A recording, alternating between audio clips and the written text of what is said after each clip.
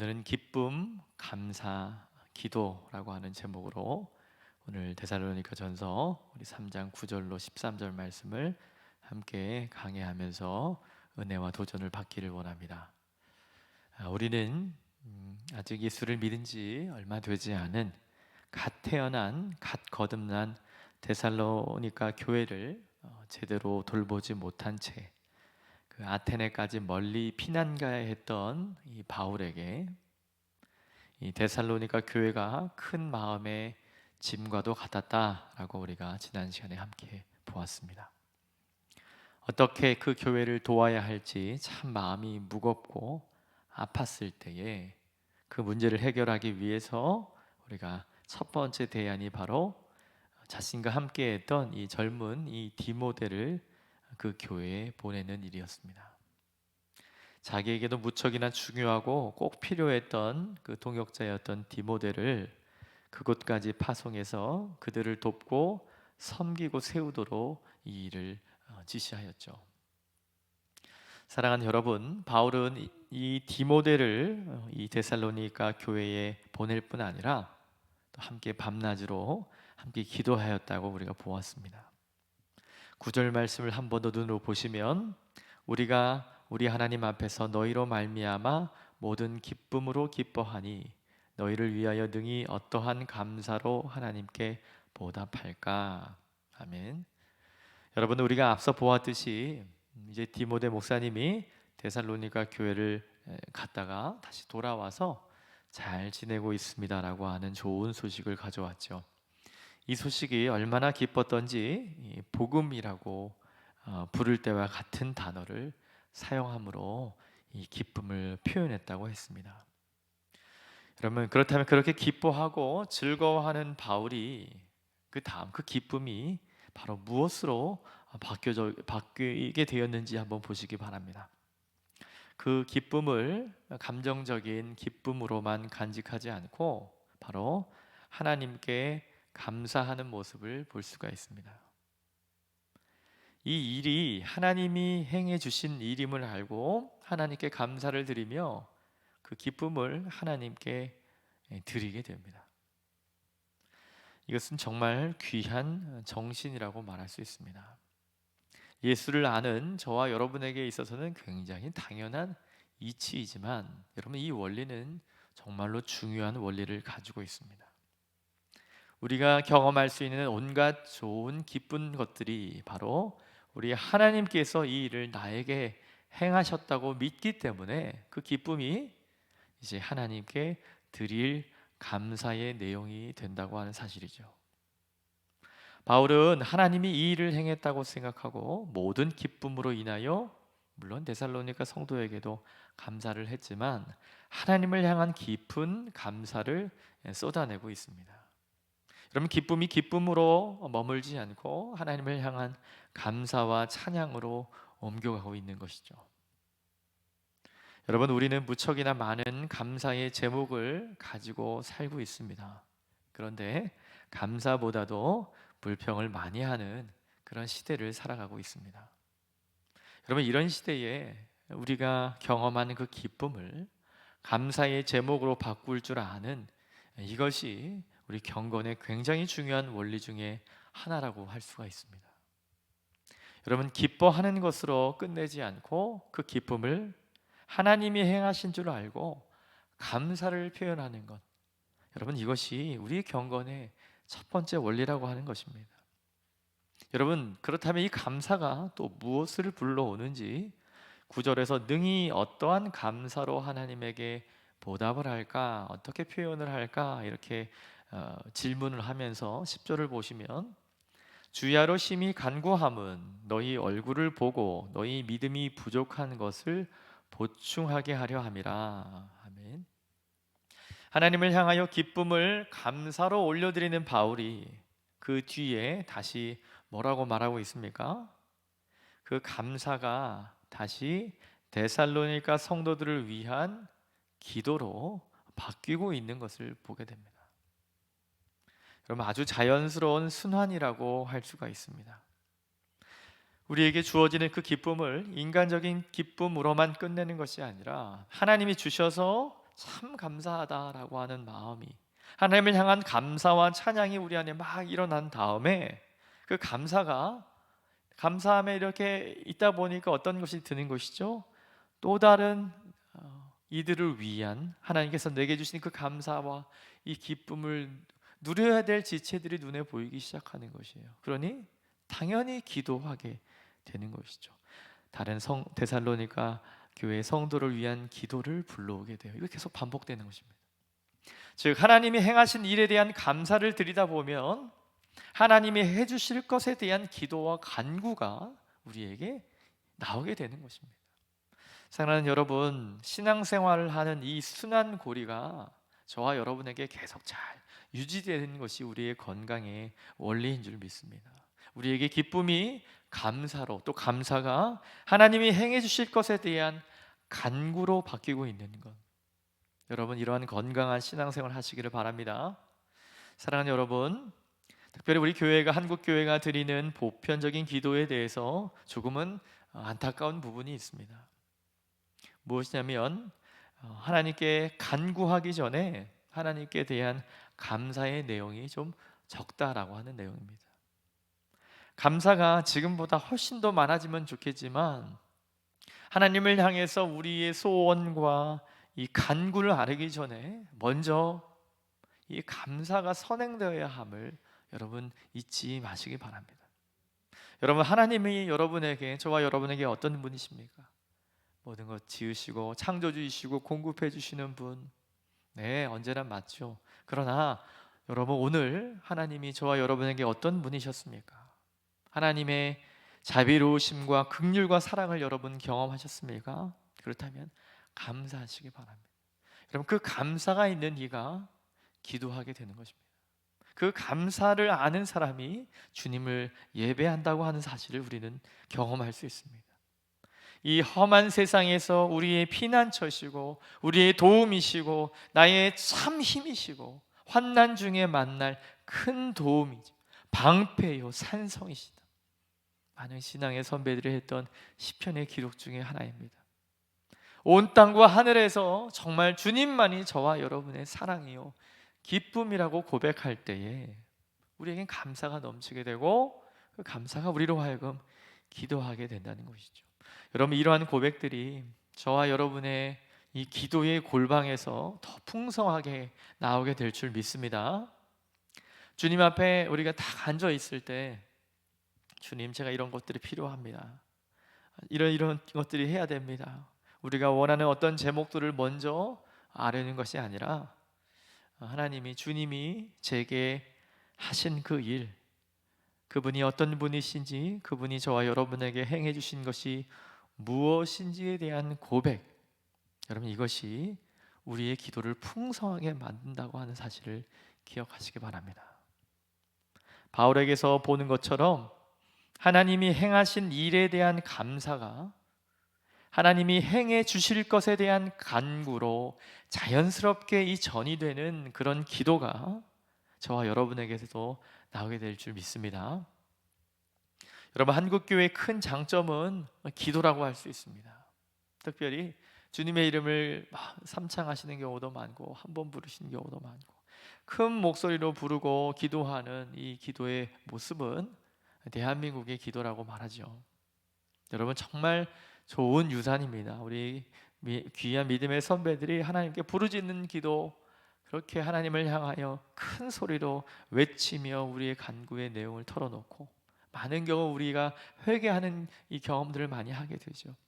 여러분, 그런데 이 우리의 기도가 조금씩 간구의 모습으로만, 복을 구하는 그 모습으로만 그렇게 변하지 않는가, 이런 생각을 해봅니다. 여러분, 기도 자체가 문제가 아니죠. 기도하는 것은 몹시 귀한 일인데 기도의 균형을 맞추는 일이 저와 여러분에게서 자꾸 실패하게 된다는 사실이죠. 하나님을 향한 고백과 감사가 우리 안에 사라진 채 주님께 무언가 원하는 것만 간청하는 일이 있을 경우에 여러분, 우리의 기도 생활은 건강하다라고 말하기 어려운 것이죠. 여러분, 주님을 향한 은혜와 이 사랑에 대한 감사와 고백이 넘치는 기도 생활 하시기를 축원합니다. 여러분 10절을 한 번만 더 보겠습니다. 10절을 보시면 주야로 심히 간구함은 너희 얼굴을 보고 너희의 믿음이 부족한 것을 보충하게 하려 함이라. 아멘. 바울은 하나님을 향한 감사가 하나님이 행해 주실 것에 대한 간구로 바뀌고 있는데 그 내용이 여기서 등장합니다. 어떤 내용이냐면 10절 말미에 나옵니다. 믿음이 부족한 것을 보충하게 하려 함이라. 여러분 데살로니가 성도들은 이제 갓 예수를 믿은 사람이기 때문에 진리에 대한 지식도 부족했죠. 또 이 말씀대로 살아갈 삶도 윤리에 대한 실천도 많이 부족했을 겁니다. 그래서 바울은 너희 믿음이 부족한 것을 보충하려고 한다라고 하는 말을 하는 것 같습니다. 사랑하는 여러분, 이 주제는 믿음이 부족한 것을 채우는 일은 성경 전체를 지배하는 아주 중요한 주제 중에 하나라고 할 수 있습니다. 여러분 어떤 성도들은 이렇게 생각할 수도 있습니다. 어쨌거나 한 사람이 예수 믿어 구원받으면 되는 거 아닙니까? 지옥 가지 않고 천당에 가면 됐지 왜 그렇게 뭔가 채우려고 하고 성장하려고 하는가? 이렇게 말씀하시는 분들도 있습니다. 여러분 특별히 한국 사람들은 이렇게 신앙을 이생과 내생을 이렇게 나누어서 생각하는 경향이 있는 것 같습니다. 여러분 그렇죠. 안 믿는 것보다 그렇게라도 믿는 것은 정말 귀하고 복된 일이겠지만 성경이 힘써 강조하는 주제는 여러분 여기에 있습니다. 우리가 진리와 삶에 있어서 제대로 자라서 땅에 사는 우리 이 동안에도 하나님께서 우리의 삶을 허락하시고 생명을 주신 이 구원의 이 존귀함과 아름다움과 그 풍요로움을 경험하고 또 그것을 증거하게 하신다고 하는 놀라운 일이 성경 전체를 지배한다고 하는 사실을 여러분 잊어서는 안 됩니다. 여러분 우리는 예수를 믿기만 해서 되는 것이 아닙니다. 우리가 예수를 믿고 나면 잘 자라나야 됩니다. 예수를 믿는 이 일이 예수를 믿는 그 아름다움이 얼마나 귀한 것인지 주님을 믿는 것이 얼마나 복된 삶인지 주님을 믿는 사람들의 그 존귀함과 비교할 수 없는 그 평안함이 무엇인가를 우리가 경험하지 않는다면 여러분 이 삶을 얼마나 성경이 원하고 있는지 여러분 살펴보셔야 합니다. 그래서 바울은 에베소서 4장 15절에 이런 말을 합니다. 오직 사랑 안에서 참된 것을 하여 범사의 모든 일에 그에게까지 잘할지라. 기독교는 믿기만 하면 된다고 말하지 않습니다.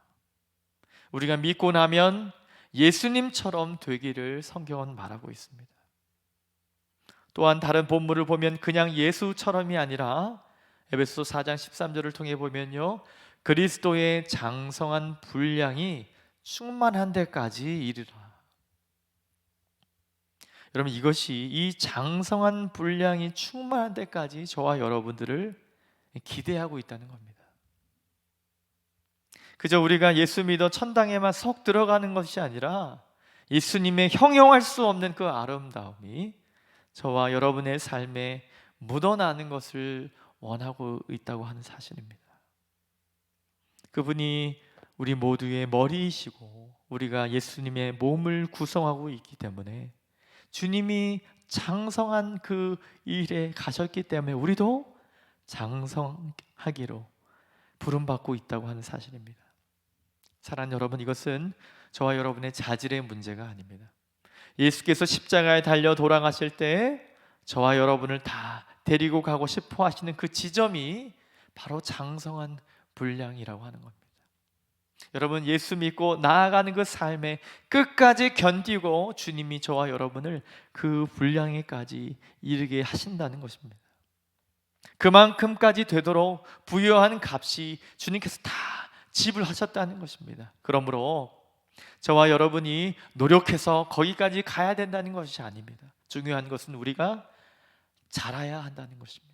주님이 저와 여러분을 데려가고 싶어 하시는 지점까지 저와 여러분을 사용하셔서 끝까지 이 귀한 경험과 하나님의 나라의 이 복음을 전파하고 그 복음으로 살아내는 삶을 이어가도록, 말하자면 예수의 장성한 분량이 충만한 데까지 우리를 주님께서 인도하신다고 하는 사실입니다. 사랑하는 여러분, 히브리서 5장과 6절을 보면 이 부분을 아주 구체적으로 말합니다. 히브리서 5장 12절을 읽어드리겠습니다. 때가 오래되었으므로 너희가 마땅히 선생이 되었을 터인데 너희가 다시 하나님의 말씀의 초보에 대하여 누구에게서 가르침을 받아야 할 처지이니 단단한 음식은 못 먹고 젖이나 먹어야 할 자가 되었도다. 14절을 보니까요, 단단한 음식은 장성한 자의 것이니 그들은 지각을 사용함으로 연단을 받아 선악을 분별하는 자들이니라. 히브리서 6장 1절 읽어드리겠습니다. 그러므로 우리가 그리스도의 도의 초보를 버리고 죽은 행실을 회개함과 하나님께 대한 신앙과, 2절을 볼까요? 세례들과 안수와 죽은 자들의 부활과 영원한 심판에 관한 교훈의 털을 다시 닦지 말고 완전한 대로 나아갈지니라. 아멘. 여러분, 바울뿐만 아니라 성경은 저와 여러분에게 이러한 도전을 주고 있습니다. 저와 여러분이 가야 될 곳을 명확하게 말씀하고 있습니다. 사랑하는 여러분, 신앙의 초보를 벗어나서 단단한 음식을 먹는 그 완전한 데까지 나아가시길 바랍니다. 여러분, 우리가 신앙적으로 어릴 때는 어떻습니까? 말씀을 혼자 읽거나 이해하기가 어려워서 우리 귀한 우리 담임 목사님의 설교나 많은 목사님들의 설교를 통해서 우리가 말씀을 대하게 됩니다. 네, 물론 너무 필요한 것이에요. 그러나 신앙생활 하신 지 이제 1년이 넘어 10년이 넘어 횟수를 많이 넘는데도 불구하고 스스로 성경을 읽는 일을 하지 못하고 늘 설교에만 의존하고 있다면, 여러분, 우리는 아직 신앙의 초보에 있다고 볼 수 있습니다. 주님은 무엇을 우리에게 원하십니까? 하나님이 우리에게 주신 귀한 말씀을 더 깊이 묵상하며 주님이 저와 여러분을 통해서 행하실 일을 기대하게 되고, 언젠가 여러분들이 여러분보다 더 신앙의 어린 지체들을 섬기고 돕는 자리까지 우리를 인도하신다고 하는 사실을 기억하시기 바랍니다. 여러분, 특별히 수요일날 이렇게 예배 찾는 여러분들은 여러분 신앙생활 하신 지 어제 오늘 하신 일이 아니라고 생각합니다. 여러분들은 이제는 주님을 전할 사람들이며 특별히 또한 그 귀한 일들을 잘 감당하고 계십니다. 바라기는 여러분 더욱 사람을 가르치고 세우는 귀한 교회 일꾼으로 자라기를 축원합니다. 본문 11절과 13절을 보면 바울이 이 믿음이 연약한 성도들을 돕기 위하여 간구하며 구체적으로 어떤 기도를 하는지를 우리에게 보여주고 있습니다. 저는 우리가 성경 안에 기록된 특별히 이 사도들의 기도를 눈여겨보기를 원합니다. 여러분, 기도를 배워야만 성경적인 제대로 된 기도를 할 수 있기 때문에 그렇습니다. 기도는 절대로 그냥 되는 대로 하는 것이 아닙니다. 말씀을 통해 기도하는 법을 배워야 합니다. 여러분, 컴퓨터 자판을 칠 때 손가락 2개만을 사용하는 사람을 보신 적이 있으시죠? 이것을 독수리 타법이라고 하죠. 제가 아는 분들 중에도 이 독수리 타법을 얼마나 빨리 하시는 분도 간혹 있습니다. 그러나 여러분, 피아노를 한번 생각해 보십시오. 피아노를 칠 때 독수리 타법처럼 손가락 2개만을 사용해서 치는 사람을 여러분 보신 적이 있습니까? 특별한 장애를 갖고 있는 분이 아니라면, 만약에 어린아이가 2 손가락으로 피아노 건반을 치면 잘 치든 못 치든 관계없이 귀엽기만 하겠죠. 박수하고 잘한다고 할 겁니다. 그런데 그 아이가 피아노를 계속 배우고 잘하고 평생 그렇게 치며 콩쿨 대회에 나갔다고 합시다. 그 손가락 2개로 연주를 한다고 한다면 여러분 어떤 생각을 하시게 됩니까? 음을 누리긴 하지만 제대로 된 곡을 치지 못하고 쉬운 곡만 친다고 생각해 보십시오. 여러분이 부모라면 얼마나 안타깝겠습니까? 여러분, 기도도 마찬가지입니다. 안 하는 것보다 독수리 타법인 것처럼 하는 게 낫겠지만, 많은 사람이 성경을 통하여 기도를 배우지 않기 때문에 기도가 잘하지 않고 여전히 독수리 타법에 머물러 있는 모습을 보게 됩니다. 여러분, 세월이 상당히 지났는데도 기도가 제대로 잘하지 않는 분들이 많죠. 특별히 대표 기도하는 것들은 당연히 부담스럽죠. 앞에 나와서 하셔야 되니까요. 그러나 여러분, 개인적인 기도의 자리도 기도하는 것이 어렵다고 말하는 우리 젊은 세대들 많이 보게 되고, 우리 신앙생활을 오래 하신 분들 중에서도 이런 말들을 하는 것을 보게 됩니다. 여러분, 오늘 바울은 본문을 통해서 기도하는 법에 대한 어떤 무엇을 기도해야 하는지에 대해서 우리에게 교훈을 주고 있습니다. 성경이 기도를 어떻게 가르치는지 눈여겨보고 무엇을 기도하라고 하는지도 눈여겨봐야 합니다. 여러분, 11절을 보시면 하나님 우리 아버지와 우리 주 예수는 우리 길을 너희에게로 갈 수 있게 하시오며, 여러분, 성경에 나오는 모든 기도에 공통점이 있습니다. 여러분, 그것이 무엇입니까? 바로 기도의 가장 처음에는 이 부름이라고 하는 것이 있습니다. 영어로 보면 adoration이라고 할 수 있어요. 그분을 찬양하는 것이, 우리가 기도할 대상을 명확하게 말하는 이 일이 있습니다. 여러분, 기도는 이 부름에서 시작합니다. 하나님을 부르는 것이죠. 저는 이 부름이 기도에 굉장히 중요하다고 생각합니다. 우리를 사랑하시는 아버지, 살아계시는 하나님, 천지와 만물과 우주의 통치자이신 주님, 이렇듯 다양한 부름이 저와 여러분의 기도 중에 풍성하게 나와야 합니다. 여러분, 이 부름은 저와 여러분이 기도할 때마다 하나님의 큰 기쁨이 됨을 여러분 아셔야 합니다. 자식들이 여러분에게 그냥 엄마하고 와도 기쁘지만 정말 예쁜 우리 엄마, 참 좋은 우리 엄마라고 하면서 온다고 생각해 보세요. 여러분, 어떠십니까? 그런 자녀에게는 무엇을 주어도 아깝지 않을 겁니다. 여러분, 저와 여러분이 골방에 가서 우리 하나님 아버지를 부를 때, 만약에 우리가 그렇게 부른다면 아버지의 마음도 그럴 것입니다. 그래서 여러분, 시편을 보면 우리 주님께 나아가는 기도의 내용이지만 많은 이 부름들을 볼 수 있어요. 나의 힘이신 하나님, 하늘 위와 땅 아래에 수많은 존재가 있지만 나의 사랑은 하나님 당신뿐입니다. 주님을 향한 이 기도의 내용, 내 기도를 받으시는 그 하나님을 바라보는 일이 우리에게 너무나 중요하다고 하는 사실입니다.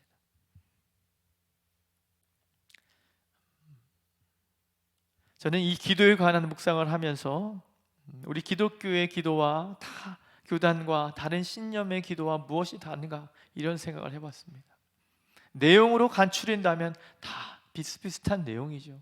우리 안에 행복과 운이 가득한 것을 구합니다. 기도의 이 원이 그래요. 구하는 겁니다. 필요한 것을 누군가 절대적인 존재에게 바라는 거예요.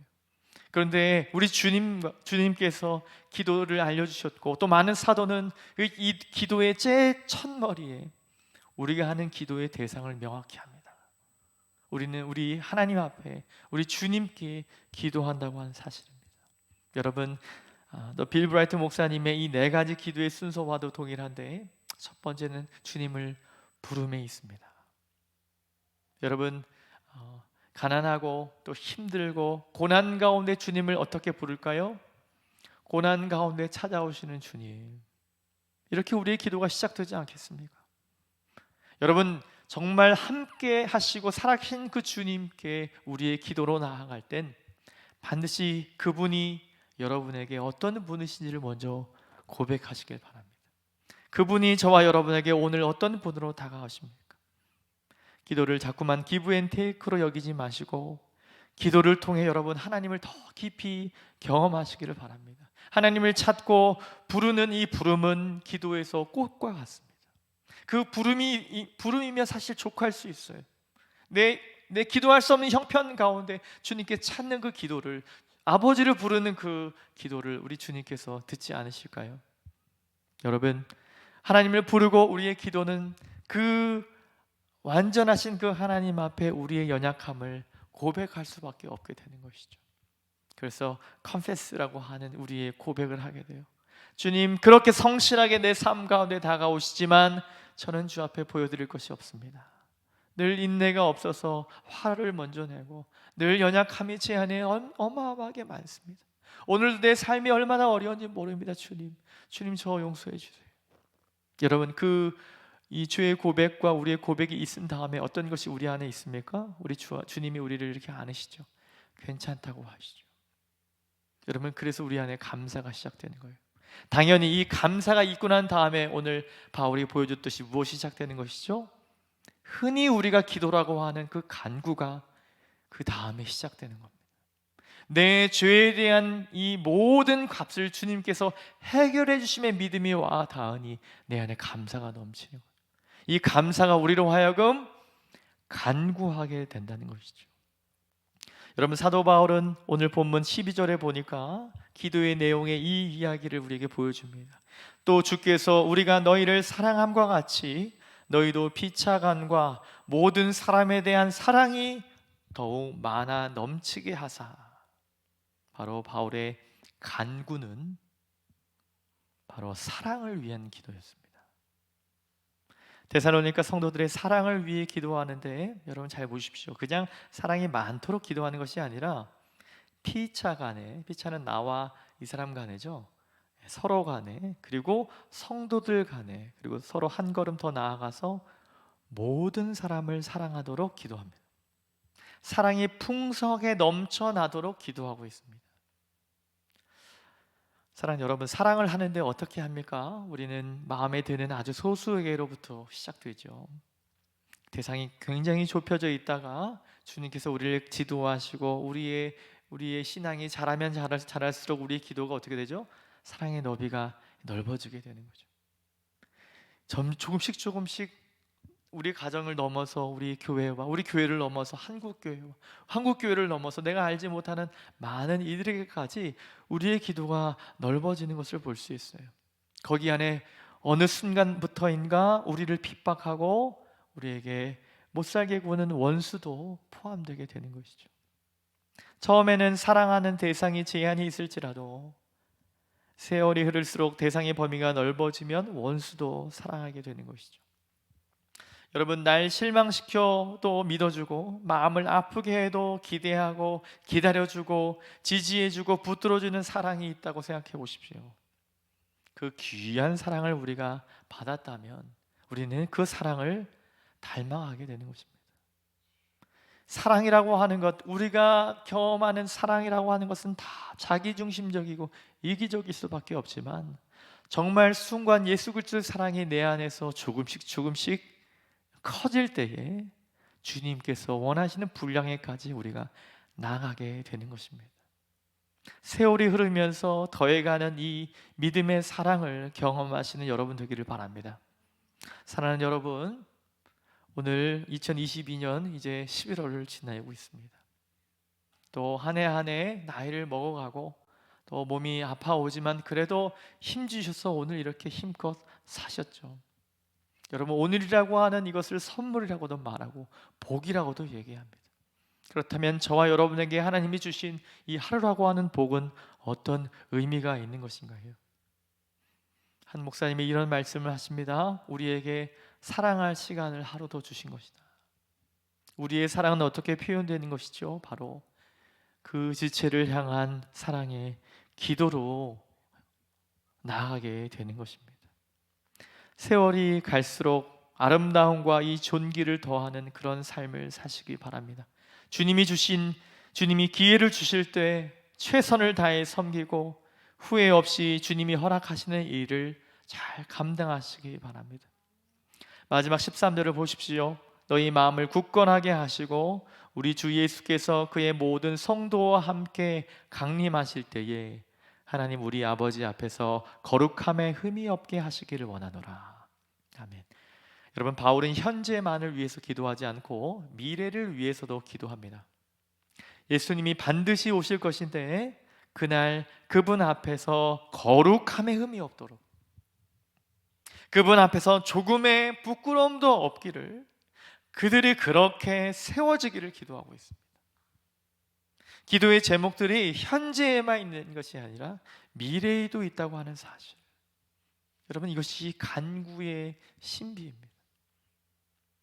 또한 여러분, 본문에서 말하고 있는 이 모든 현재와 미래를 위한 기도의 포인트가 여러분 누구를 지향하고 있습니까? 바울은 기도가 특별히 우리가 주를 부르며 주님을 부르며 우리가 고백의 기도로 나아가고 감사의 기도를 하고 간구의 기도로 나아갈 때 이 간구가 바로 타인을 지향하고 있음을 바울은 소개해 줍니다. 성경은 우리가 기도할 때 우리 자신을 위해서 기도하면 안 된다고 절대 말하지는 않습니다. 그러나 여러분 우선순위와 기도의 비율을 보는 것은 매우 중요합니다. 우리의 기도가 늘 자기만 지향하고 있다면 혹은 우리의 기도가 늘 우리의 자녀들만 지향하고 있다면 여러분 다시 한번 생각해 보셔야 합니다. 어쩔 수 없는 그런 인간이기 때문에 또 부모이기 때문에 지향점 자체는 바꿀 수 없을지라도 우리가 할 수만 있다면 교회 안에 있는 다른 자녀들과 특별히 수능 우리 수험생들을 위해서 기도하는 일 지금 우리가 하고 있는데요. 우리와 잘 알지 못하는 우리 아이들이지만 그 자녀들을 위해서 이웃에 있는 다른 자녀를 위해서 기도할 수 있어야 합니다. 여러분 기도의 범위와 비율을 조절하는 일은 굉장히 중요합니다. 말씀을 마무리 짓겠습니다. 사랑하는 여러분, 늘 하던 대로 우리의 모습을 우리의 기도 생활을 다시 한번 살펴보십시오. 성경이 가르치는 대로 다른 사람들을 위한 기도의 제목의 비율을 조금씩 더 높여가시길 바랍니다. 현재만 붙들며 살지 말고 미래를 기도 제목 안으로 가지고 오십시오. 하나님 앞에 칭찬받는 하나님 자녀가 되기를 원합니다. 신실하게 기도하는 무릎들이 곳곳에서 살아나서 우리의 기도에 은혜가 더해지기를 바라고 축복합니다.